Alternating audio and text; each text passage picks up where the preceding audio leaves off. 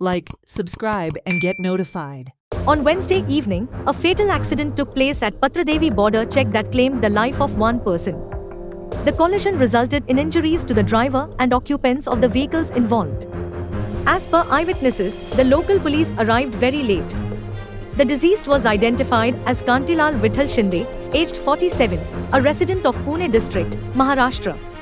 The deceased succumbed to his injuries at the Primary Health Center, PHC, in Banda.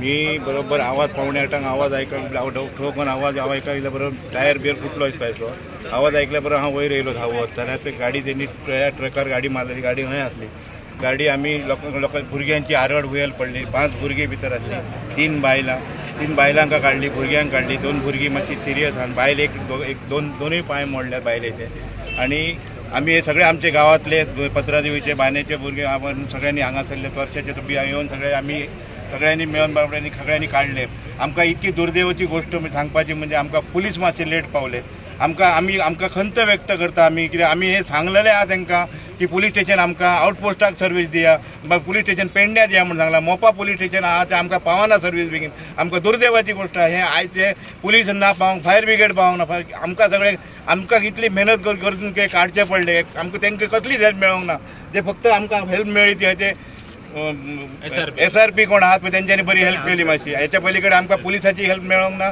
आनी fire ब्रिगेडची help मेळोंक ना हे आमकां मातशी सर्वीस मातशी पुलिसांनी मातशी सारकी दिवपाची खंत व्यक्त करता मोपा पुलीस स्टेशन आहा ते आमकां काडून एक तर पेडण्यां दिवचे ना तर आउटपोस्ट चालू करपाचे इतकी आमची कळकळीची विनंती आहे. आज पत्रादेवी येथे एक भीषण अपघात झालेला आहे. असे अनेक अपघातांची मालिका गोव्यामध्ये सुरू आहे.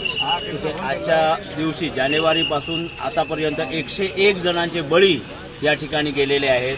रस्त्यावर वाहन चालवताना सरकार वेळोवेळी सूचना करीत असतं लोकांना दारू पिऊन किंवा आपल्या वाहनावर कंट्रोल करून तुम्ही वाहनं चालवायला पाहिजे असं दरवेळी पोलीस किंवा पोलीस खात्याकडून शासनाकडून सांगितलं जातं. परंतु त्याकडे पूर्णपणे दुर्लक्ष करून अशा पद्धतीने वाहनं चालवून आपले तरुण युवक असे आपले जीव गमावित आहेत.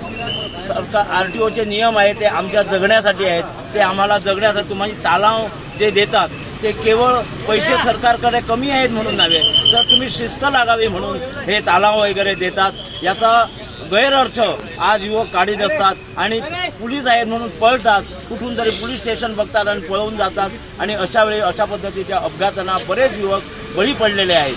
गोव्यामध्ये सातत्याने गेल्या महिन्याभर एकही दिवस हा महिना एप्रिल महिना सुरू झाल्यापासून तर आजपर्यंत एकही दिवस असा गेला नाही ज्या दिवशी अपघात झाला नाही असं झालं नाही. आम्ही पत्रकार म्हणून कुठेतरी जातो तेव्हा आम्हाला या बातम्या लिहिणंसुद्धा फार दुःखदायक वाटतं की तरुण ज्यांचं उमलतं आयुष्य पुढे घडायचं आहे अशी कोवळी मुलं या ठिकाणी अपघातामध्ये बळी पडतात. मी या ठिकाणी आवाहन करतो सर्व युवकांना की वाहन ही व्यवस्था जी आहे ती आपली सुव्यवस्था म्हणून आहे तर कुठेही आपलं वाहन चालवताना आपल्या वाहनावर ताबा ठेवावा.